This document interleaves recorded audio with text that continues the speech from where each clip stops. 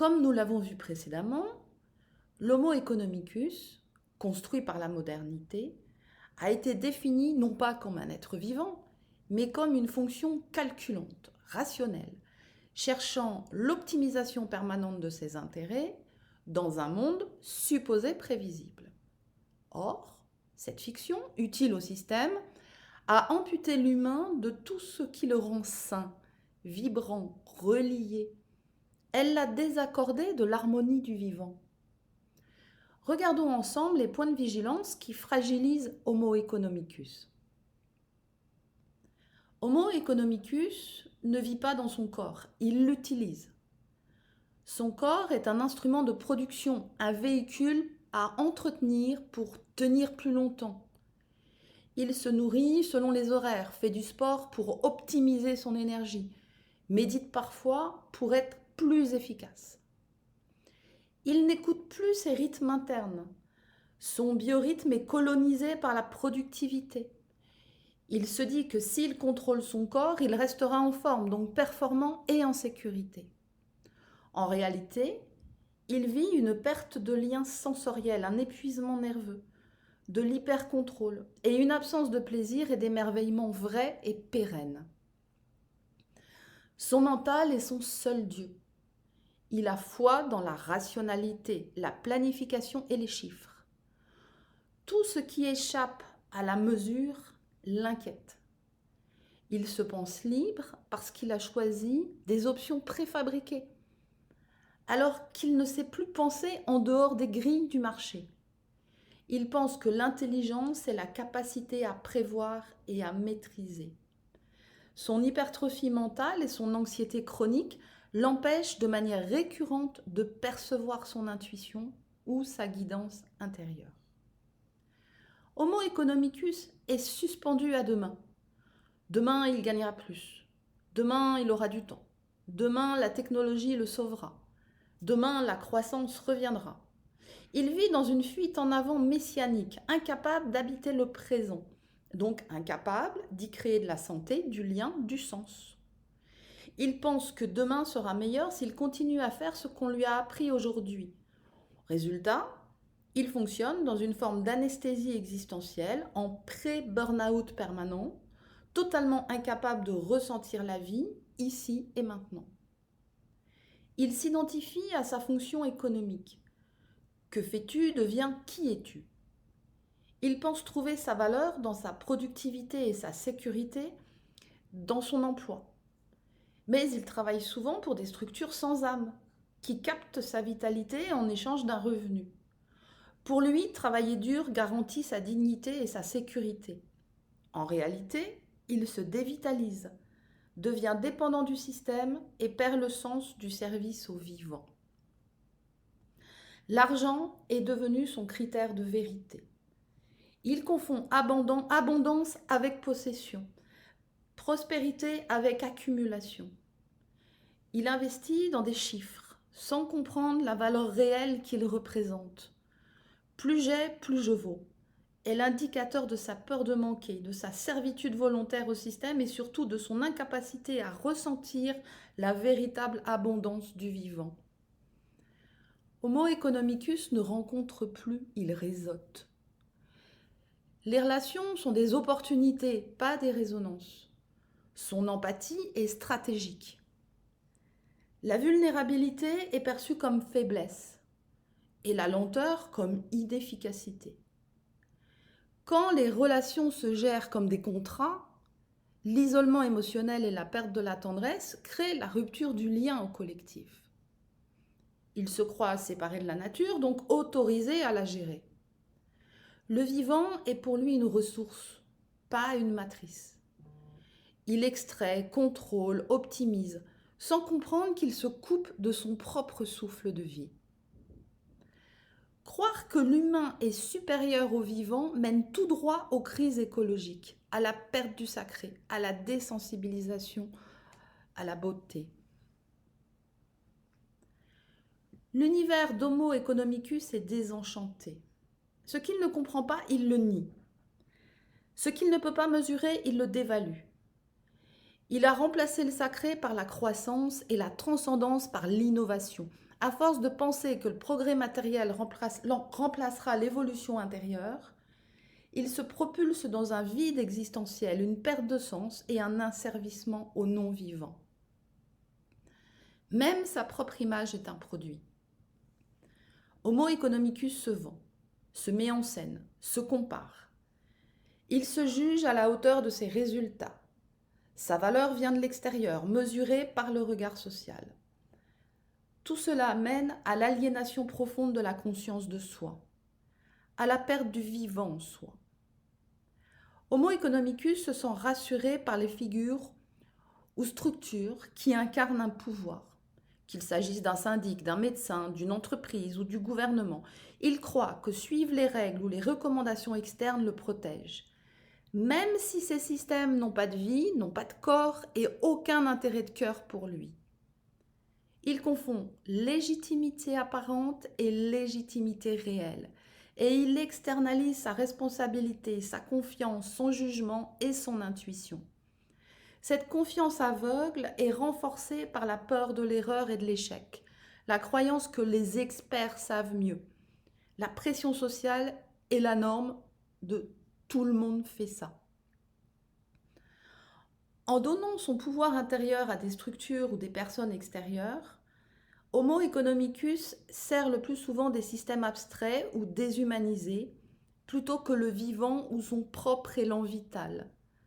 Cette allégeance lui donne paradoxalement un sentiment de puissance. Il croit exercer un contrôle sur son environnement et sur les autres, car il suit aveuglément les règles et les normes.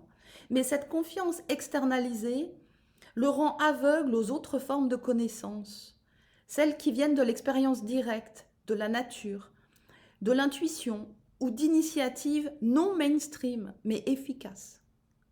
Il nie ainsi l'autorité souveraine de tout être vivant, qu'il s'agisse d'autres humains, du vivant non humain ou de sa propre sagesse intérieure. C'est ainsi qu'apparaissent la dépendance, la fermeture mentale, la perte de créativité et de résilience, et un asservissement au système abstrait et non vivant.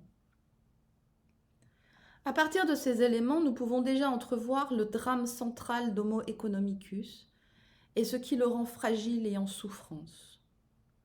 En vivant dans la peur, la planification, le contrôle et l'adhésion aveugle au système, il ne vit jamais pleinement.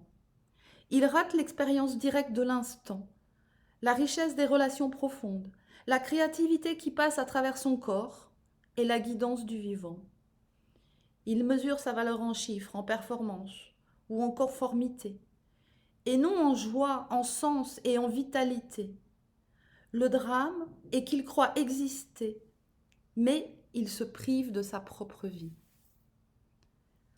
En s'alignant sur des systèmes qui servent le non-vivant, il devient un vecteur de destruction même sans intention consciente. Sa croyance en sa rationalité, son bon sens ou sa supériorité morale l'empêche de voir les conséquences réelles de ses actes. Il contribue à l'aliénation collective, à la dégradation écologique, à la fragilisation sociale, tout en se pensant légitime et utile. Malheureusement, si ce portrait est sociologiquement frappant, c'est que le modèle Homo economicus n'est pas une exception. Il correspond au modèle dominant des individus dans nos sociétés industrialisées et capitalistes. Objectivement, et à différents degrés, nous avons tous une part de ce système qui fonctionne en nous. C'est pourquoi le drame d'Homo economicus devient le drame de la société. Aujourd'hui, nos sociétés deviennent de plus en plus chaotiques. Et Homo economicus n'est pas préparé pour traverser les hypercrises. La première raison de ce manque de préparation est qu'Homo economicus a été entraîné à développer une paresse morale. La paresse morale est le refus de se confronter à la complexité éthique du réel, de faire l'effort intérieur du discernement. Homo economicus délègue ses choix à des systèmes, marché, autorité, normes sociales, pour éviter la dissonance entre ses valeurs et ses actes quotidiens. En agissant ainsi, il a atrophié sa boussole intérieure. Une des formes que prend la paresse morale est « je ne sais pas, donc je fais comme tout le monde ». Il laisse aux institutions, aux experts ou aux algorithmes le soin de penser à sa place. Cela crée une forme d'infantilisation. Il sait qu'il abdicte, mais trouve cela confortable. Une seconde forme de la paresse morale s'exprime à travers « si tout le monde le fait, c'est que ce n'est pas un problème ». Ainsi, il s'autorise à participer à la destruction du vivant, à la manipulation ou à la surconsommation, tout en se racontant que le système est trop grand pour qu'il lui fasse du mal. Il s'anesthésie dans la normalité et devient un complice passif du non-vivant. Autre forme, le refus de l'inconfort intérieur. Cela se traduit par « je ne veux pas voir, je veux juste que tout aille bien ». Homo economicus fuit les remises en question qui dérangent son confort mental, préférant la sérénité factice de la conformité à la tension du courage moral. De ce fait, il vit dans un cocon d'auto-justification où l'esprit critique est vécu comme une menace émotionnelle. Le dernier point est le glissement vers l'indifférence. Ce n'est pas mon problème. Une fois coupé du sens, Homo economicus ne ressent plus la souffrance du monde. Il devient moralement apathique et cette apathie se déguise en rationalité. Les conséquences sont visibles. Une société qui s'habitue à des comportements déconnectés de la vie et qui ne s'interroge plus sur ce qu'elle voit d'inacceptable fait à l'humain. En renonçant au discernement, Homo economicus abdicte sa souveraineté. L'indifférence devient un terrain fertile pour les systèmes déshumanisés et prédateurs. Son âme s'endort dans la rationalisation, croyant vivre une vie efficace alors qu'elle ne fait que l'éloigner chaque jour un peu plus de la vie.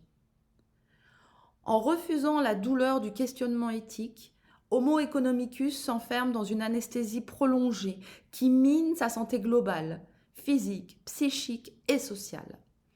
De là naît l'ombre émotionnelle centrale d'Homo economicus, sa violence intérieure. Homo economicus vit dans une contradiction fondamentale.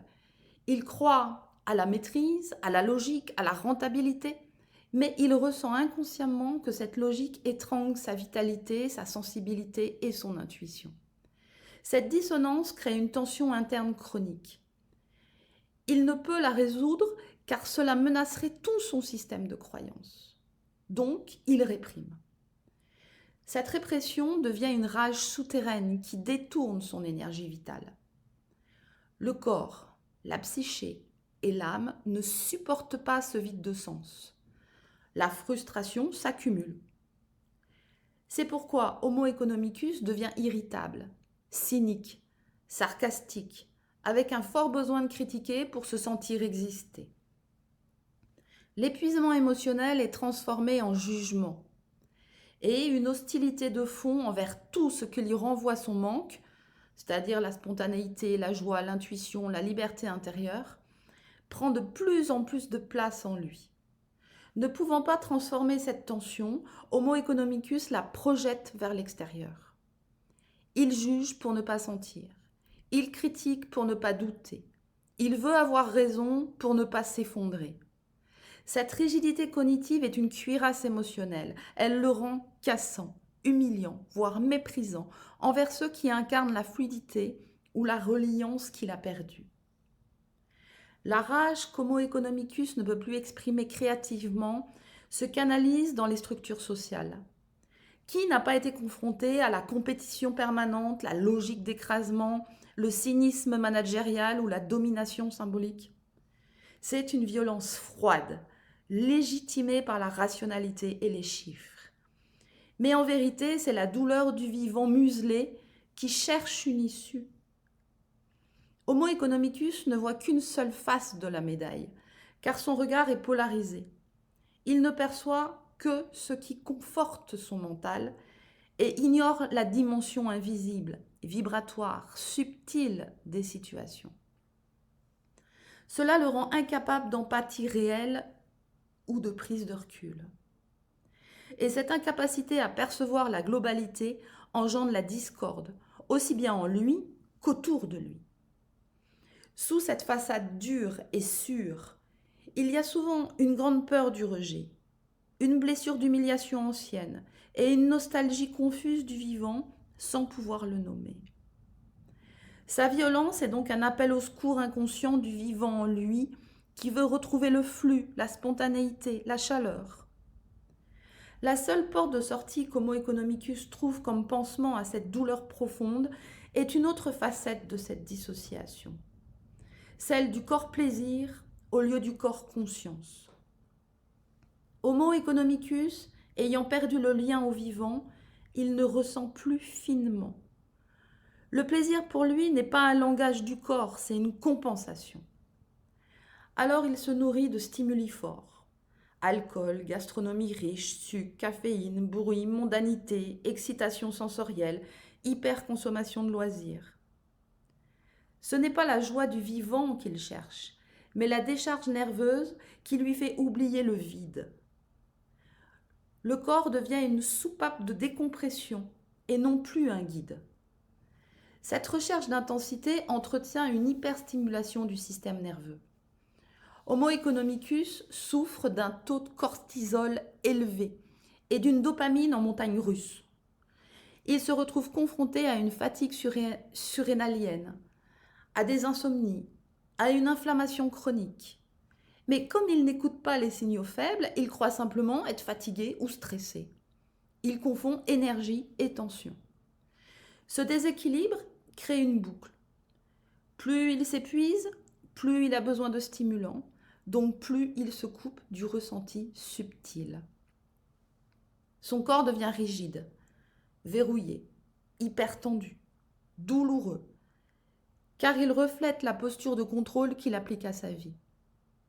Son architecture corporelle exprime sa psychologie.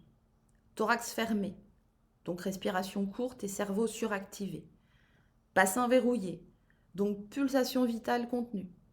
Mâchoire serrée par les paroles contraintes et la colère non exprimée. Homo economicus vit littéralement en apnée dans son propre corps. Homo economicus a besoin de sentir qu'il vit encore, donc il se fabrique une vitalité de substitution par la nourriture, l'alcool, les sorties, la reconnaissance sociale et les stimulations extérieures constantes. Mais ce n'est pas une vraie vitalité. C'est une excitation dopaminergique qui camoufle un épuisement profond. Sous le vernis de la jouissance se cache une fatigue existentielle.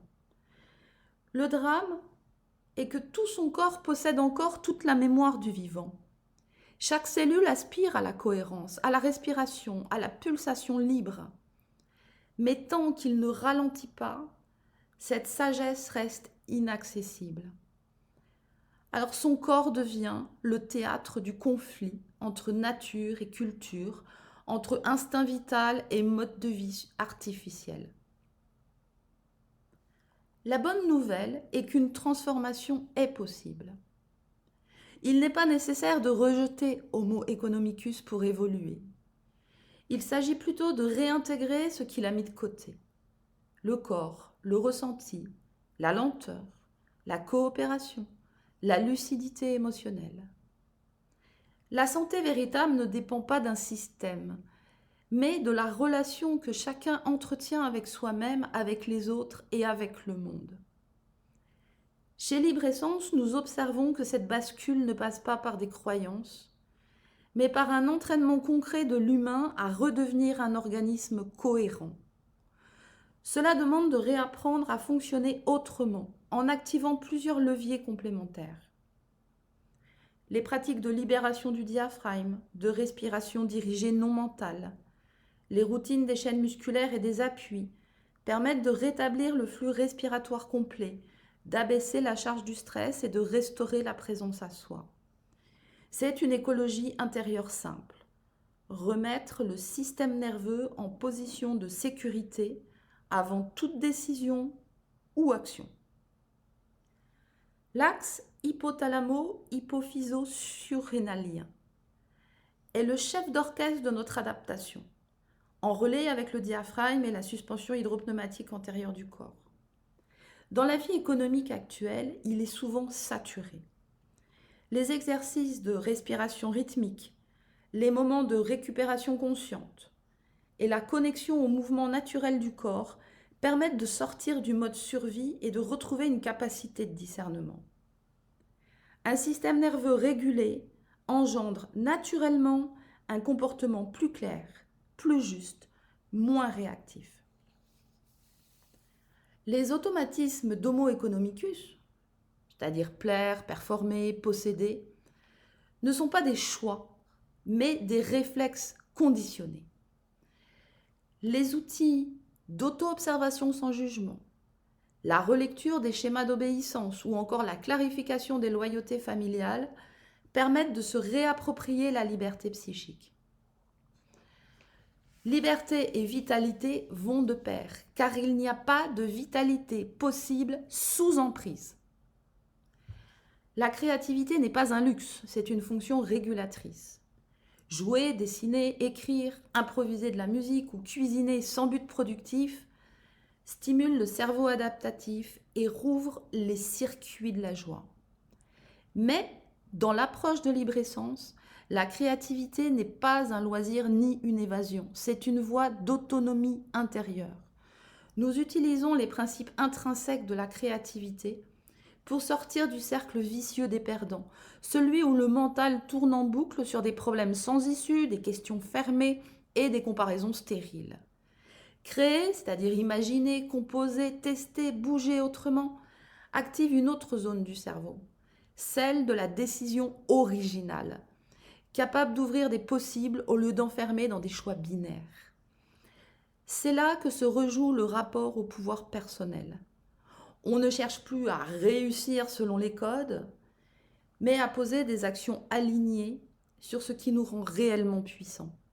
La cohérence, la lucidité, l'inventivité. La créativité devient alors un outil de régulation psychique et physiologique. Elle fluidifie les émotions, relance le mouvement interne et redonne au mental son rôle d'assistant, non de tyran. C'est le moment où l'être humain redevient capable de créer sa trajectoire plutôt que de réagir aux circonstances. La lucidité est un ancrage, pas une simple idée. Elle se cultive par des moments réguliers de recentrage, de silence et d'écoute corporelle où le mental se remet à sa juste place, au service de la vie et non l'inverse. L'outil d'évaluation de la vie dans différents domaines du quotidien aide à mesurer concrètement où se situe le déséquilibre et à agir de façon ciblée plutôt que réactive et contrôlée. La pleine vitalité s'exprime naturellement lorsque l'énergie n'est plus gaspillée en résistance ou en surcontrôle. Le leadership intérieur, c'est la capacité à agir sans se perdre, à influencer sans dominer, à servir sans s'effacer. L'homme ou la femme qui a retrouvé son axe devient contagieux de clarté et inspire par sa cohérence plus que par ses discours. Ainsi, la sortie d'Homo economicus ne passe ni par la rupture ni par la fuite, mais par la réintégration de notre nature. C'est un retour au vivant en soi, par des gestes, des pratiques, une discipline douce, mais rigoureuse. Libre-Essence ne propose pas un idéal spirituel, mais une méthode de réajustement humain pour retrouver la mécanique fine de son organisme, remettre le mental à sa place et réapprendre à vivre en relation réelle. La vitalité n'est pas un état, c'est une intelligence jaillissante qui se réactive dès que l'on cesse de fonctionner contre soi.